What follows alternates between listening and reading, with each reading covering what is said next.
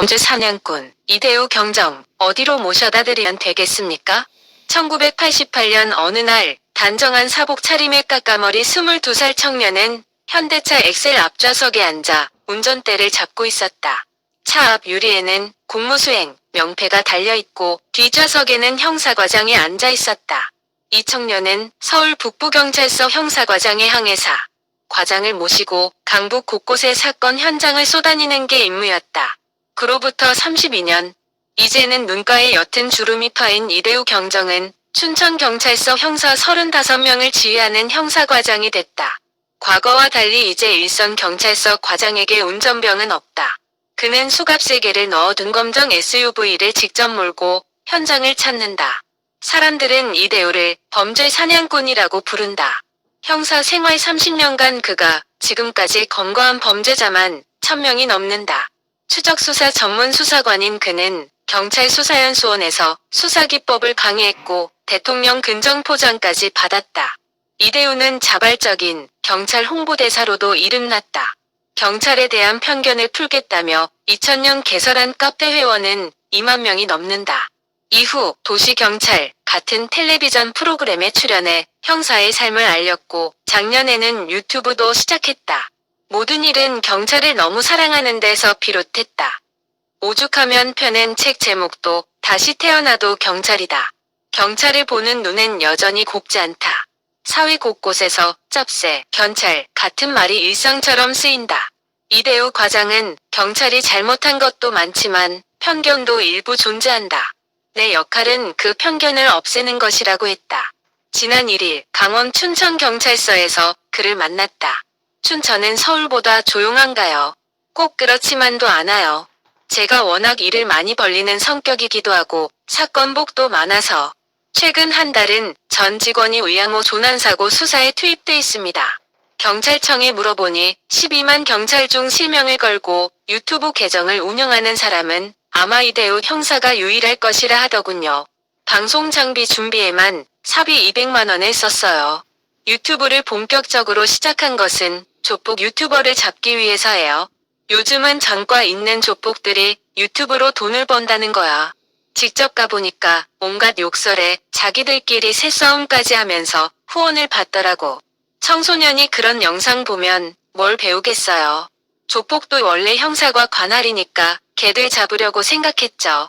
유튜브 영상을 통해 시민들에게 조폭 유튜버의 실상을 알리고 제보를 받고 있습니다. 전과자라 해도 방송하는 걸 뭐라 할 수 있나요? 그들이 아직도 범법 행위를 저지르는 게 문제입니다.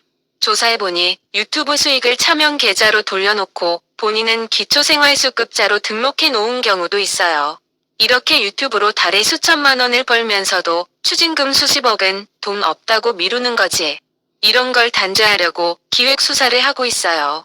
경찰 오해 풀려 형사 체험 시켜주기도 2000년 경찰에 대한 오해를 풀겠다며 인터넷 카페를 개설했습니다. 당시만 해도 경찰에 대한 인식이 너무 안 좋았어요. 짭새니 뭐니 하는 말이 일상처럼 쓰였죠. 나는 국가와 사회를 위해 자부심 갖고 일하는데 왜 사람들은 경찰을 싫어할까 하는 심정이 있었어요. 그래서 카페를 연 거예요. 경찰이 하는 일을 숨김없이 보여주면 오해가 풀릴까 싶어서. 카페에선 어떤 활동을 했나요? 1일 형사 체험을 했어요. 신청을 받아서 시민들이랑 같이 범인 잡으러 다니는 거야. 가식적인 홍보 말고 진짜 형사의 삶이 뭔지 보여주는 거지. 그게 호응이 엄청났어요. 너무 재밌다면서 일주일 동안 지방 출장까지 따라다니는 사람도 있었죠. 경찰에 대한 편견으로 가득했던 청년이 경찰 지망생으로 변하기도 했고요. 카페가 유명해지면서 범죄 제보도 많이 들어왔어요. 2018년까지 카페 제보로만 489명을 검거했습니다. 이후로는 안 샜고요. 경찰 보는 눈이 곱지 않은 건 지금도 마찬가지인데요. 한 해 발생하는 범죄가 약 150만 건인데 그중 97%를 경찰이 담당합니다. 범죄 해결의 최일선에 있다 보니 잘못하는 경우도 많아요. 비리에 연루되거나 출동 현장에서 부적절하게 대응할 때요. 물론 어느 조직에나 일탈자가 있지만 경찰은 법을 집행하는 기관이니 더 큰 비판을 받는 건 당연하다고 봐요. 하지만 일부의 일탈을 트집 잡아 모든 경찰을 싸잡아 비난하는 건 섭섭합니다. 경찰 공무원이 12만 명 남짓인데 대다수 경찰은 시민 안전을 위해 지금도 사회 곳곳에서 노력하고 있거든요. 경찰이 카페 운영에 방송 출연, 유튜브까지 본인의 사익을 위해 하는 것 아니냐는 얘기도 들었을 것 같은데요. 물론 안 좋게 보는 사람도 있죠. 하지만 제가 유명해지려고 시작한 건 아니에요. 저는 경찰에 대한 부정적 시선의 상당 부분은 경찰이 하는 일을 몰라 빚어지는 오해라고 생각해요. 그 오해를 풀기 위해 시민들과 직접 소통하며 경찰이 무슨 일을 하는지 보여주고 싶어요. 32년 전 형사과장의 운전병은 이제 형사과장이 됐다. 이대우는 1966년 바다가 보이는 전남 강진의 시골 마을에서 7남매 중 넷째로 태어났다. 부모는 자식들을 먹이기 위해 바다 일과 농사를 가리지 않았다. 소년 이대우도 틈날 때마다 일을 도왔다. 새벽에 일어나서 소염을 주고 학교 갔다 와서는 밭으로 나가 깔 메고. 지금 생각해보면 촌 중에 촌이었지. 얼른 돈 벌어 집안에 도움이 돼야겠다는 생각에 부모의 만류에도 전남기계공고기계과에 진학했다. 그런데 막상 기계공의 꿈은 현장 실습을 갔다 오자마자 접었다. 왜 공장을 그만뒀나요? 으하하. 큰맘 먹고 공장에 들어갔는데 딱 한 달 하니까 더 못하겠더라고. 평생 기름밥 먹을 생각하니까 엄두가 안 나서 바로 관뒀죠. 군대나 가야겠다 생각이 들어 20살에 의경으로 입대했어요. 처음에는 방범순찰대에서 근무했어요. 그러다 고참이 되니까 형사기동대 운전병으로 발령을 내주더라고. 형사들과 동고동락하면서 범죄 현장에 자주 갔죠. 마지막엔 형사과장 운전병까지 했습니다. 의경 시절 경험이 형사가 되는데 영향을 미쳤겠군요. 당시에는 경찰이 돼야겠다는 생각은 없었어요. 오히려 한참을 방황했죠. 제대하고 안 해본 일이 없어. 염색 공장 영업사원, 과일 노점상, 꽃집 종업원, 중소기업 사장 운전기사. 그런데 3개월을 넘겨본 적도 없어요. 뭔가 하나씩 맘에 안 들었어.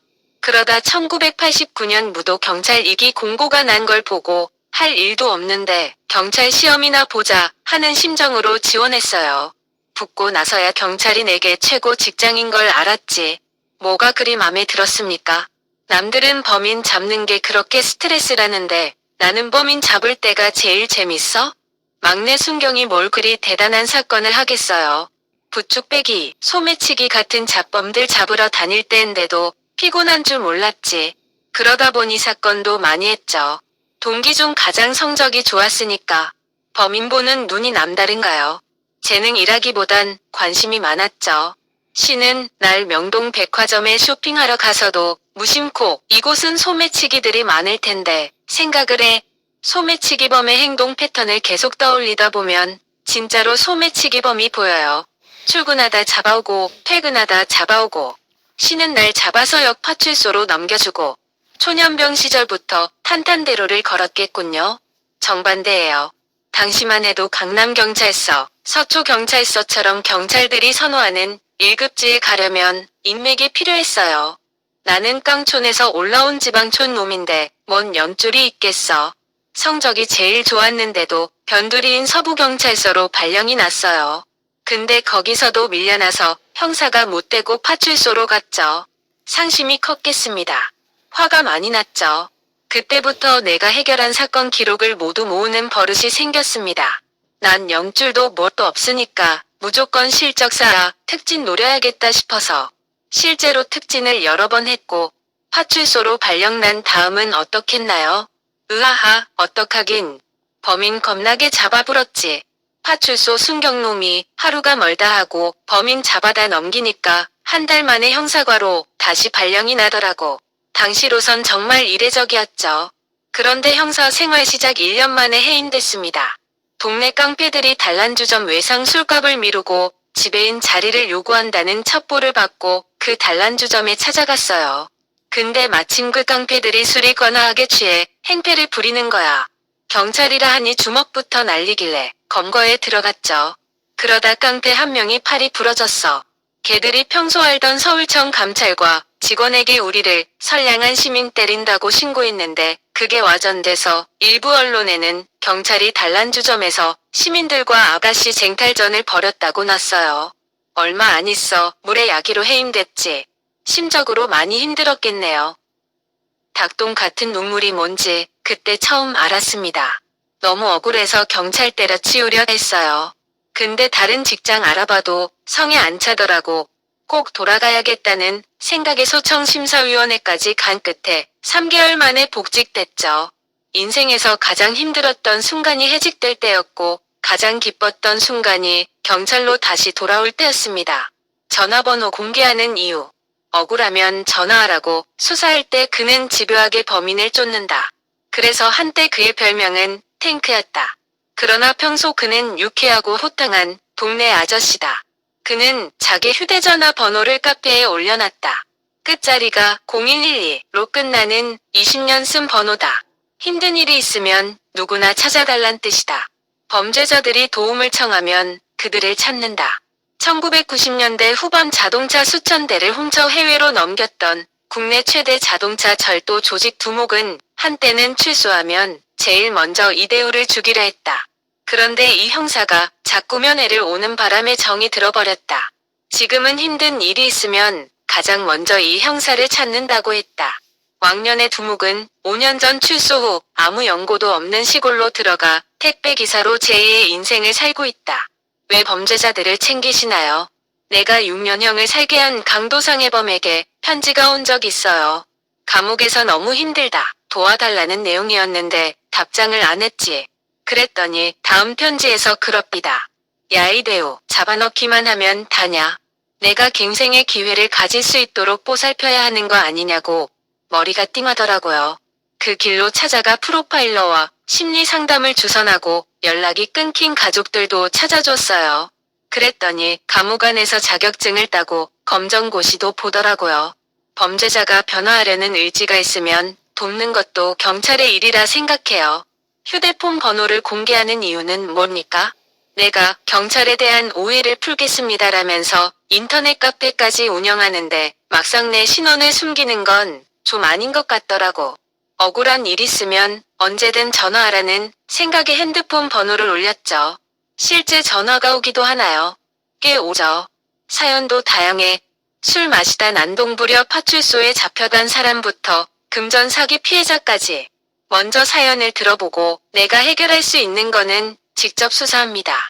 그렇지 않은 경우는 관련 기관에 전달하거나 잘 타일러 보내고요. 경찰이라 그런지 장난 전화는 없습니다. 모든 민원을 해결할 수는 없을 텐데요. 물론 그렇죠. 내가 할 수 있는 일은 범죄자가 법의 처벌을 받도록 검거하는 데까지예요. 그 밖의 것들은 제 권한 밖입니다.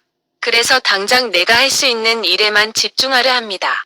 책임질 수 없는 일을 맡을 수는 없으니까요. 올해 54세인 그는 인생의 절반 이상을 경찰로 살았다. 정년까지 남은 시간은 6년 남짓. 관리직인 과장이 된 지금도 수사 현장이 그립다는 그는 아무래도 형사는 내게 천직인 모양이라고 말한다. 경찰의 매력은 뭔가요? 국가에 충성하지, 사회에 봉사하지, 범죄 없는 세상을 만들겠다는 자야 실현까지 할 수 있지. 또 굶어 죽지 않도록 봉급도 주지. 적성만 맞으면 이만한 직장은 없다고 생각해요. 난 다시 태어나도 형사 하고 싶어. 32년 전 형사과장 운전병이 형사과장이 됐습니다.